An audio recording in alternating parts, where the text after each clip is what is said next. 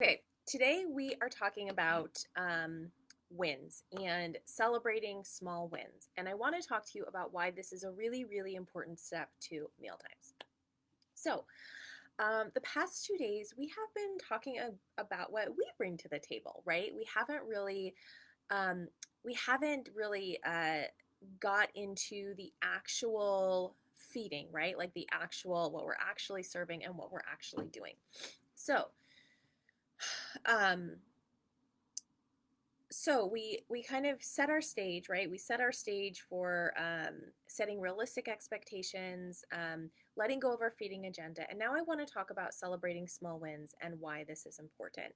And for those of you who already read the email that I sent out this morning, you probably read this story on there, but I am going to tell it again because I love sharing this story. I feel like it is a really good it really helps to hone in on what is happening when it comes to our kids trying new foods at mealtimes.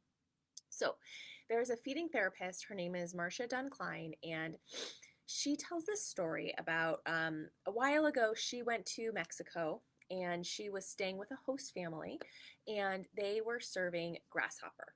So, I'm going to kind of tell her story and share with you. And I want you to kind of picture this story in your mind. So, I want you to picture that you are traveling somewhere, somewhere different. You are staying with a host family, and it's dinner time. Maybe you're just like exhausted from the day. Maybe you're jet lagged. Maybe you're just feeling kind of cranky, but they prepare dinner for you, which is so nice, right? And there's grasshopper on the table. Now, if you eat or have eaten grasshopper, I want you to choose a different example. Maybe that's frog legs or something else that sounds very foreign to you, very different to you, and something that would kind of make you a little squeamish to eat it. So, if you are at their house and they're serving grasshopper or whatever else it is, they put it out on a plate, maybe they pile some onto your plate, and they look at you and they say, just try one bite. Just one bite is all you have to try. It's crunchy. It tastes like those chips you like. I know you're going to like it. Look, just one bite, and then that's all you have to do, okay? Just one bite. I'm not going to sit here forever. You need to try one bite. Okay. How is that going to make you feel? Are you going to feel like, oh, sure, I want to go try this grasshopper? Okay, if you're watching this in real time or in the replay, let me know. Like, how is that going to make you feel? I imagine not so great. You're probably going to want to like leave the table, right? You are not going to want to try that grasshopper. However, let's say they put the grasshopper on the table and they also put maybe some beans and bread or pasta, something you like cheese, something you're familiar with, something you eat. So you know that there's food there, and they don't say anything to you about the grasshopper. But you watch them eat the grasshopper. They kind of talk about the grasshopper. They might say, "Oh, it's kind of soft on the outside. It's crunchy." You watch them. You watch them maybe put the grasshopper on bread. You see them dipping it into a sauce. You're kind of studying how they are eating the grasshopper. And they don't say anything to you. And then maybe the next night they're serving grasshopper again, and they ask you, oh, would you like do you want to just try touching the grasshopper? Or like, oh, when you break it, it makes a really loud noise. Do you want to try that? So are you going to be more willing to interact with the grasshopper? I would probably say yes. I mean, you tell me too, but I would be more likely to. My stress level would be down. Um, So I want you to think about this, that for many kids, for trying new foods is like trying a grasshopper for the first time or something else for the first time because it is foreign to them. It is unfamiliar to them.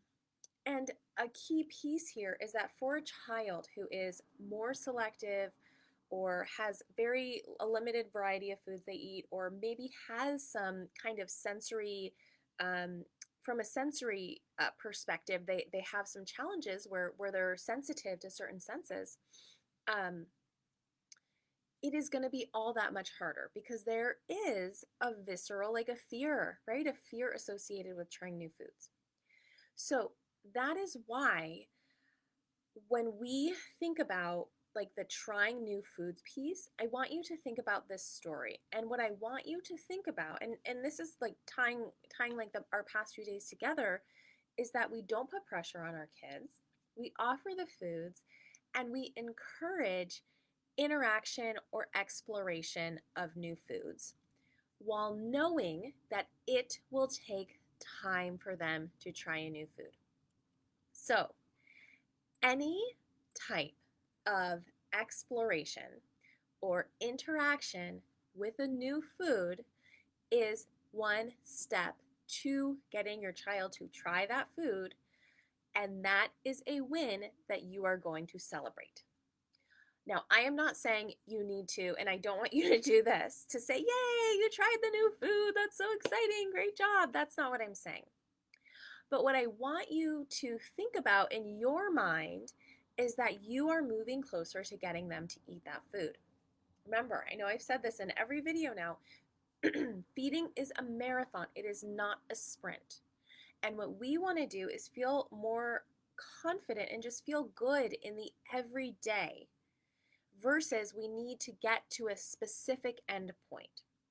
Because, like, you know, spoiler alert, there's never going to be this like end point. I mean, maybe there will, but there's never really like this end point where you feel like, okay, my job is done here. Okay, that's what this is all about. So when it comes to new foods, I want you to think about those interactions and exposures. And what might an interaction look like? Touching a food, smelling a food, um, putting it on their lips, maybe licking a food, even just like, tolerating it in the same room. Or maybe they can't touch it yet. So maybe using like a toothpick or a fork, they could pick it up and smell it. I don't want you to be confused with this and try, pressuring them to have one of these interactions. Again, we want to let go of that feeding agenda and not feel pressure. But this is where we make progress. And I will be sharing with you all more tomorrow on our last day about the program that I have where we can really dive deeper into this and I can help you really hone in and create a plan moving forward to continue to encourage these interactions and exposures and what that might look like and how to continue to make progress. So, but for now, I want you to think about any of these as a win. So even if your child doesn't even try it, but it's on the table, like that is still a win. Okay, so that I want you to think about that when it comes to feeding and trying new foods, is like this is a really, really, really big key component of how we get our kids to try new foods. Okay. Okay. So what I want you today, here's how I want you to take action with this today. I want you to offer your child something new at lunchtime, dinner time, whatever time that might be. And instead of asking them to try that new food, I want you to encourage interaction with that new food. So that might be a carrot. Ooh, this carrot is soft. Do you want to try it? Oh, that has a really big crunch. Ooh, this is so orange. What do you think? How does yours look? You're using the sensory properties to talk about the food. And again, we can absolutely, if you have questions on this, please let me know. But this is like this is the way we make progress here. So I am going to answer some of the questions that came in. And then we can kind of go from there. I will answer a few questions today. I don't want to make each video too long, so if I don't answer your question today that you sent in to me, I will answer it for sure tomorrow. Tomorrow is kind of putting everything we've learned together and answering questions and sort of tying up loose ends for our last day of this challenge. So, let me see. Okay, so there was a question about someone whose son was involved in helping prepare the meal. He puts his chair next to the sink and is touching the food and sometimes trying, like broccoli, tomato, cucumber, hearts of palm, all awesome. He ate a little bit of each, but when he went to sit down, he just wanted to play or ignored his plate. So I want to get him involved, but if he keeps eating, then by lunchtime he's not hungry. Is that okay, or what should I do? Totally fine. I would honestly say, like, your expectation then at mealtime might be that he's not going to eat very much because he was in the kitchen. That like piece in the kitchen was almost him kind of his lunch. Um, so that is absolutely fine. I do encourage that. What you'd want to avoid um, is a child like grazing all throughout the day, right? Like what we want to do is more have like set meals, set snack times, so that they are hungry at lunch or dinner time. But I would say, like, for this instance, it's a specific time, you're in the kitchen, he's trying new foods. Awesome. I would totally encourage that. And I've actually done some lives here, and in my group program, we dive into this too about how we can encourage engagement outside of mealtime, because sometimes at the dinner table, or whatever table your kids are eating at, um, it can be stressful. So like encouraging those interactions outside of that time can be super helpful. So I think that is a great question, um, and that's fine. That's fine to do. Um, okay. So another question, asking about dinner time. So always having a fruit she will eat, usually starch she will eat. The protein and vegetables are more like sometimes or not yet foods. So they had stir fry. She ate the water chestnuts, but left the rest. Um, Broccoli and carrots are sometimes foods. Um, okay. Okay. So before the kids got down, they said they were done, but then they were asking for snack foods. Okay. So how do you deal with that? Yeah, that's a really great question. And I want you to go back to that division of responsibility. So I want you to remember that we as parents, we set the menu, we decide what we're offering, we set a time, and we set a place. So in that instance, what I would say is, um, if raisins and dried mango are not on the menu, then they're not on the menu.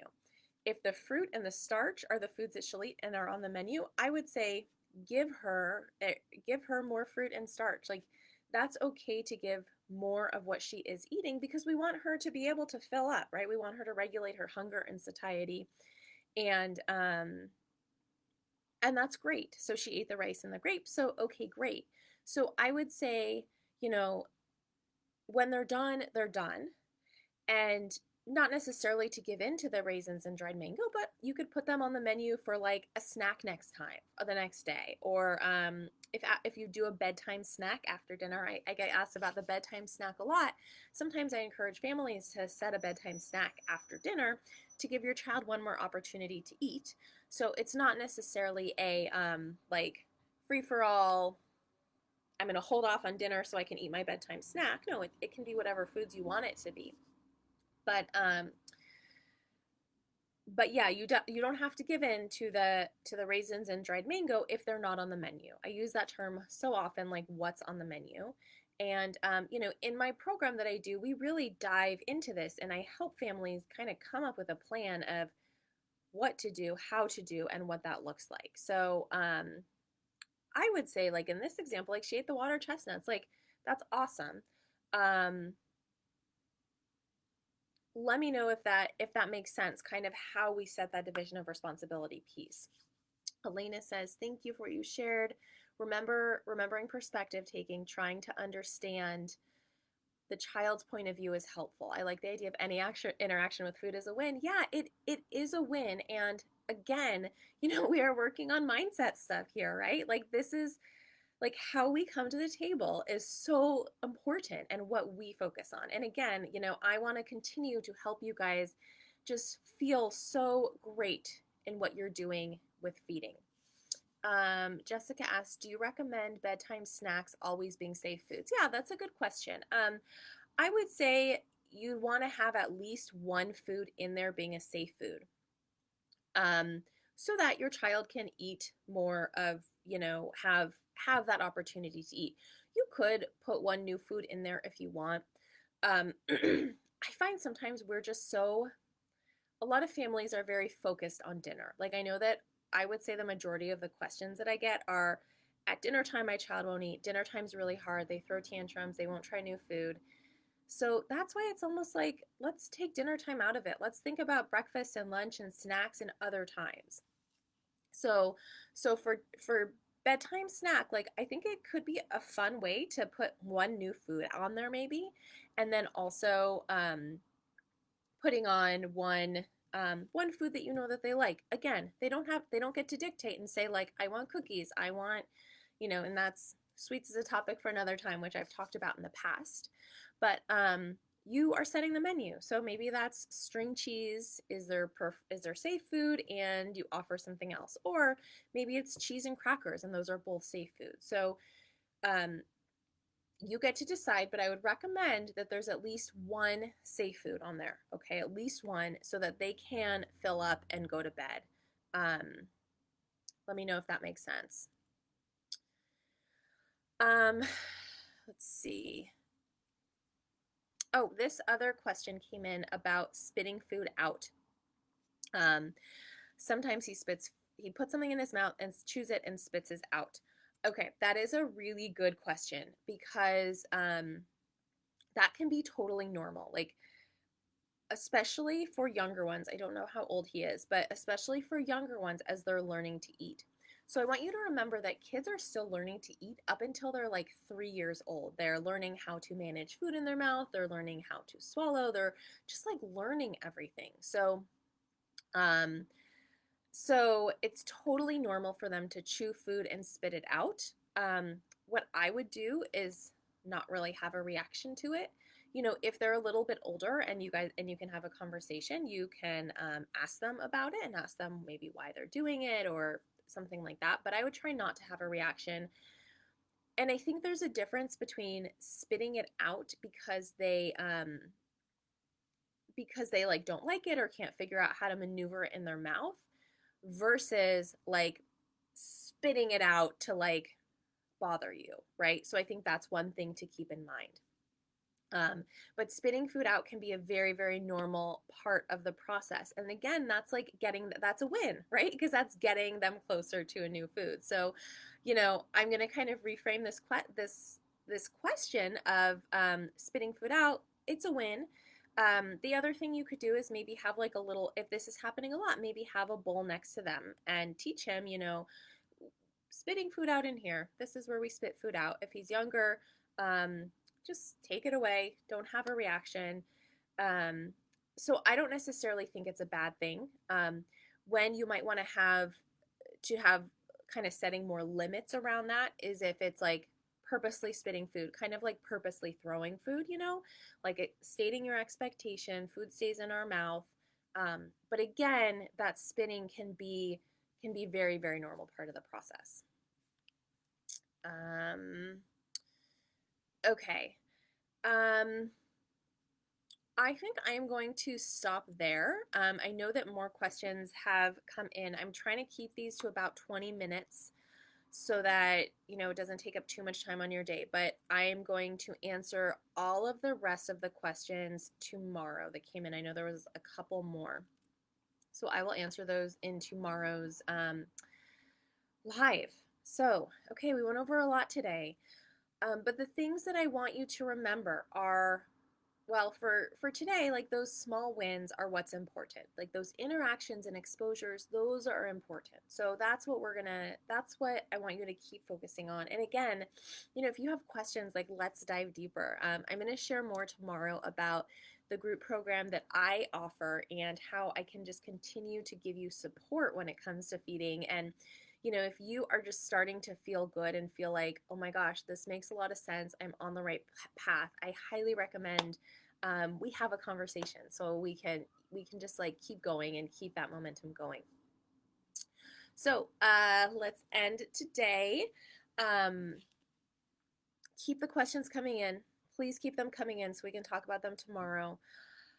I also wanted to mention, if you're watching this and you haven't actually signed up for the challenge, sign up. And on Friday, I'm going to send a recap of every day of the challenge. So it's going to have the emails, all the Facebook Lives, and the YouTube videos, because I know some of you are not watching on Facebook, you're watching on YouTube as well. And also, don't forget, if you comment or interact in some way every day of the challenge, so for those 4 days, either replying to the email, commenting on the YouTube video, commenting on the Facebook Live, commenting on the Facebook thread, you're entered to win my food exploration book bundle, which is going to be 5 of my favorite feeding resources for you and your little one. So, okay, I think that's it. Thank you for being here. Thank you for watching, and let's touch base soon. I hope you have a great day, and I can't wait to hear what small win you can celebrate next.